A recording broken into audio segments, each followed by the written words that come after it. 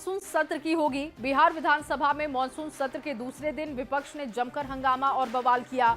SIR के खिलाफ विपक्ष ने विधायकों से बहस की और बहस करने की बजाय कुर्सी और टेबल तोड़ने की भी कोशिश हो गई। स्पीकर बार बार समझाते रहे लेकिन विपक्ष ने एक नहीं सुनी। बिहार में अब कुर्सी की लड़ाई कैसे कुर्सी फेंकने पर आ गई है, आपको दिखाते हैं।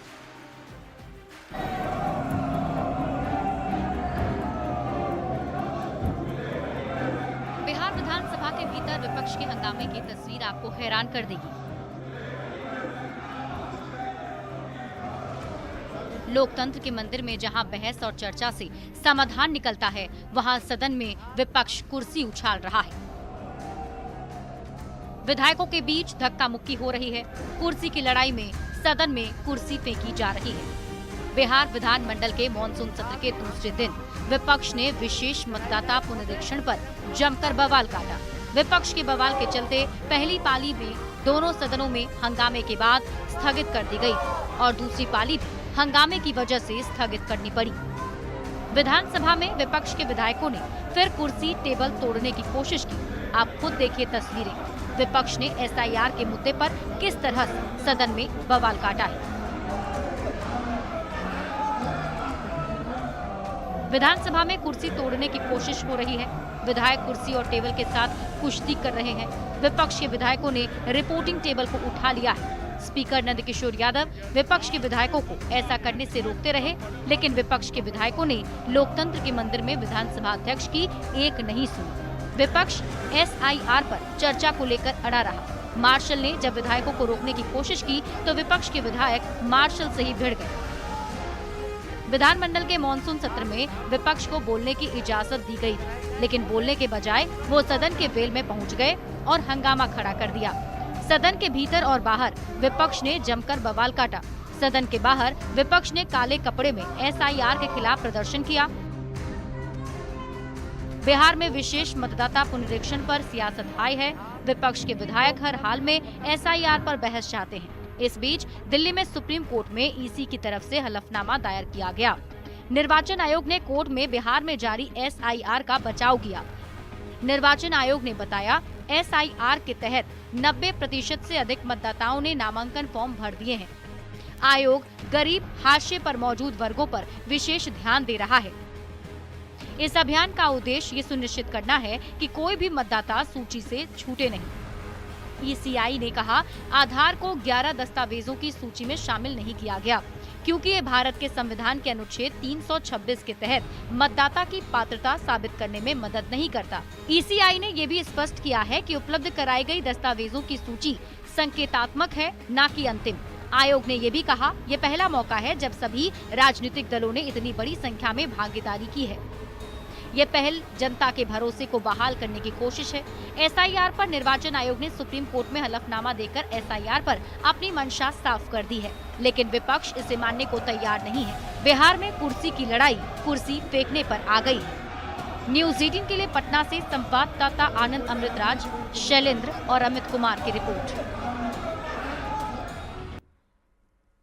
तो देखिए, आपको तस्वीरें हमने दिखाई किस तरीके से संसद के भीतर कुर्सियां फेंकी गई। हालांकि तेजस्वी यादव ने ये गंभीर आरोप लगाए कि एसआईआर के तहत मतदाताओं के नाम काटने की कोशिश हो रही है और इस पर बहस नहीं कराई जा रही। अगर बहस करा दी जाए तो विपक्ष के पास कई सवाल है जिसका जवाब सरकार नहीं दे सकती। एसआईआर पर दिल्ली से लेकर बिहार तक सियासी संग्राम जारी है। तेजस्वी यादव ने एक बार फिर से एसआईआर सदन में चर्चा कराने की मांग की और बीजेपी जेडीयू की चुप्पी पर सवाल उठा दिए। एनडीए ने कहा कि विपक्ष को संवैधानिक संस्थान पर विश्वास नहीं है। ये रिपोर्ट देखिए।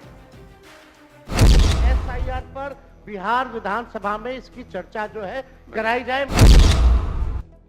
बिहार में विशेष मतदाता पुनरीक्षण पर सियासत हाई है। मतदाता पुनरीक्षण पर बिहार विधानसभा से लेकर दिल्ली में संसद तक बवाल मचा।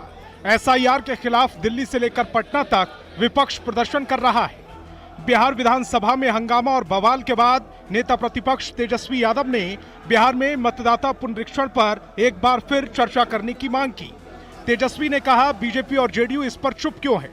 बिहार लोकतंत्र की जननी है और बिहार में ही लोकतंत्र को खत्म करने का प्रयास किया जा रहा है, ये हम लोग हर किस होने नहीं देंगे। बहुत हम चाहेंगे कि कार्य मंथना की बैठक जो है बुलाई जाए और विशेष तौर पे एसआईआर पर बिहार विधानसभा में इसकी चर्चा जो है कराई जाए। महोदय, सलाह दिया लेकिन कोई नतीजा जो है नहीं निकल पाया।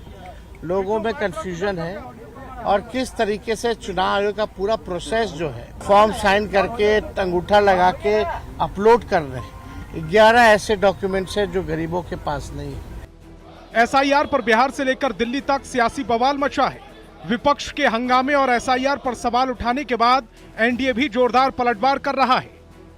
ये संविधान विरोधी मानसिकता के लोग हैं, संविधान में विश्वास नहीं है, संवैधानिक संस्था पर विश्वास नहीं है।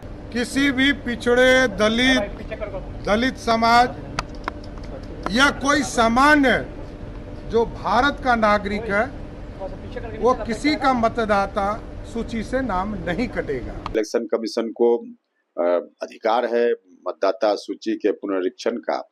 एक बात सिर्फ उनको सुनिश्चित करना चाहिए, जो उस वक्त भी हमने कहा था कि फर्जी मतदाताओं का नाम जितना भी हो कट जाए, लेकिन एक भी जेन्युइन मतदाता का नाम न कटे। क्यों कर रहे हैं ये? कोई एक नाम निकाल करके दिखाए कि उसके पास था पेपर, वो जेन्युइन वोटर था, उसको डिनाई कर दिया गया। तो वही बात है कि संविधान खतरे में किए थे ना 2024 में, और लोगों को बरगलाए थे। विपक्ष एक तरफ सदन में चर्चा करने की मांग कर रहा है, दूसरी तरफ सदन में हंगामा और बवाल कर रहा है। एसआईआर पर निर्वाचन आयोग सुप्रीम कोर्ट में अपना मकसद साफ कर चुका है। ऐसे में क्या एसआईआर विपक्ष के लिए केवल और केवल सियासी मुद्दा है? Bureau report, news 18। और चलिए आगे बढ़ते हुए आपको एक बड़ी खबर देते हैं। एसआईआर पर बीजेपी नेता अमित मालवीय का विपक्ष पर वार सामने आ चुका है। एसआईआर के मुद्दे पर अमित मालवीय ने विपक्ष को घेरा है।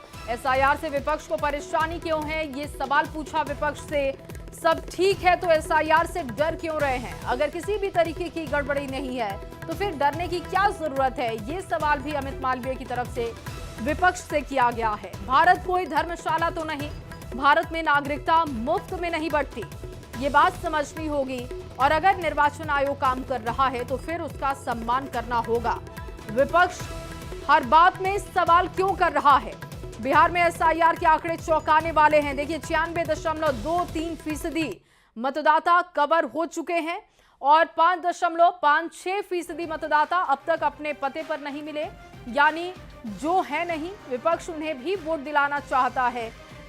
और इसको लेकर उन्होंने सवाल किया कि इसका जवाब देना चाहिए कि आखिर विपक्ष ऐसा क्यों करना चाहता है। बिहार में चल रही एसआईआर प्रक्रिया से विपक्षी दलों को इतनी परेशानी क्यों हो रही है? अगर सब कुछ ठीक है तो जांच से डरना नहीं चाहिए। अररिया, पूर्णिया और किशनगंज का जिक्र करते हुए उन्होंने कहा कि ऐसे जिले जहां पर 125% आबादी को आधार कार्ड कैसे जारी हो गया? चुनाव आयोग ने साफ कहा है कि इनमें से अधिकांश लोग बाहरी हैं। भारत कोई धर्मशाला नहीं, यहाँ नागरिकता मुफ्त में नहीं बढ़ती। वोट देने का अधिकार सिर्फ भारतीय नागरिकों को है, घुसपैठियों को बिल्कुल इसका अधिकार नहीं। सच्चाई ये है कि जो नेता सालों से बांग्लादेशियों और घुसपैठियों के नाम पर वोट बैंक की राजनीति करते आए, अब वही इस सत्यापन प्रक्रिया से घबराने लगे हैं।